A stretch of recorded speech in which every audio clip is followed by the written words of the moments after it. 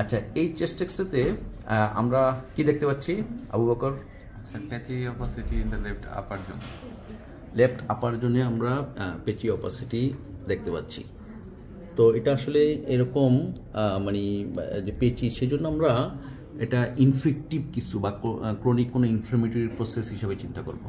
এবং আমরা একই সঙ্গে মনে রাখবো যে লেফট আপার জোন, যে এই এরিয়াতে যদি ফেইন্ট কোনো অপাসিটি থাকে যেটা আপনি পেচি না, হ্যাঁ একই রকম, সেটা ফেইন্ট হতে পারে বা ডেন্স অপাসিটি হতে পারে, তখন কিন্তু লেফট আপার লোব কলাপস। কিন্তু এটাকে আমরা কলাপস ভাববো না, কারণ এখানে দেখো যে একটু মানে পেচি, অপাসিটিটা পেচি।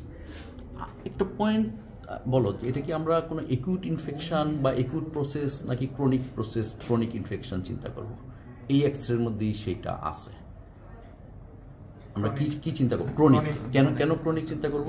লাং ভলিউমটা কম মনে হচ্ছে। আচ্ছা, লাং ভলিউমটা, লেফট সাইডে লাং ভলিউমটা কম মনে হচ্ছে, যে এখানে একটু মেডিসিনাল শিফটেড মনে হচ্ছে, তাই না? একটু শিফটেড মনে হচ্ছে, কি আসলে একটু শিফটেড ভালো করে দেখলে। আবার দেখো যে এইখানে এই পেচি অপাসিটির মাঝখানে কিন্তু একটু রিলেটিভলি ডেন্স অপাসিটি এখানে আছে।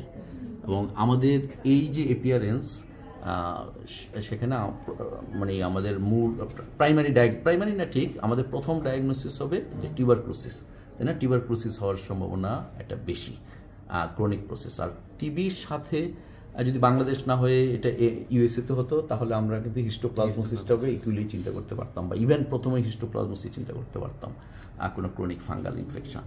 তো এই পেশেন্টের একটা হিস্ট্রি আছে যে আপনার কি অপারেশন হয়েছে বলেন তো? মানে স্প্লিন কেটে ফেলে দিচ্ছে, তাই না? স্প্লেনেক্টমির অপারেশন।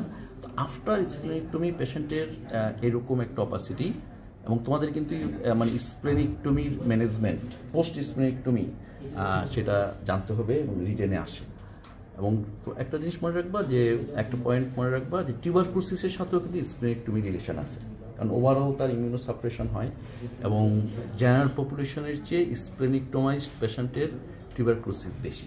আমাদের যে পেশেন্ট, ওনার অপারেশনের সময় তো আপনার এক্সরেটা আমরা দেখেছিলাম, ওই সময় তো এক্সরে নর্মাল ছিল, তাই না? তখন এক্সরে নর্মাল ছিল, আর সেই এক্সরেটা আজকে নিয়ে আসেন নাই। কিন্তু after operation patient has developed this opacity, এবং gene expert positive, scrum test positive. তো আপনার তো কফ টেস্ট পজিটিভ, তারপর তাই না? কফ টেস্ট পজিটিভ তো আপনার। আচ্ছা, আমরা তাহলে রিপোর্টটা একটু দেখি।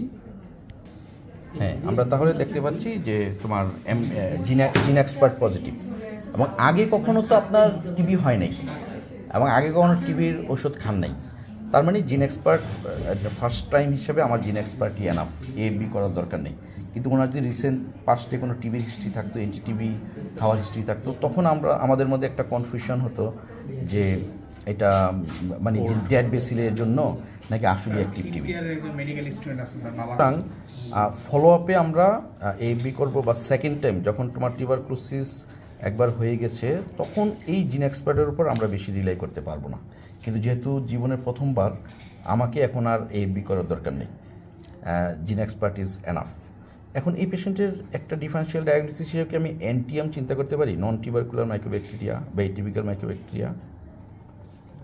জিন এক্সপার্টে তো স্যার এটা আসবে না, জিন এক্সপার্ট আসবে না, কারণ এই যে তোমার সিকোয়েন্স জিন, এটা কিন্তু ফর মাইক্রোব্যাকটেরিয়াল টিউবারকুলোসিস।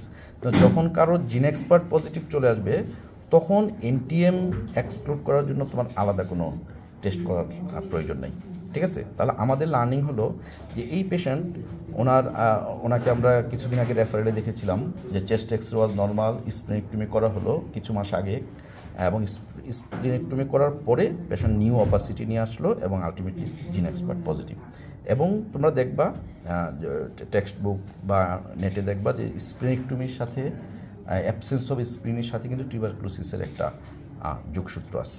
এত শর্ট টাইমের মধ্যে স্যার এরকম অপাসিটি, শর্ট টাইমের মধ্যে 3 মাসের মধ্যে সেটা হতে পারে। হ্যাঁ, সেটাও তোমার হতে পারে। আমাদের ক্লাস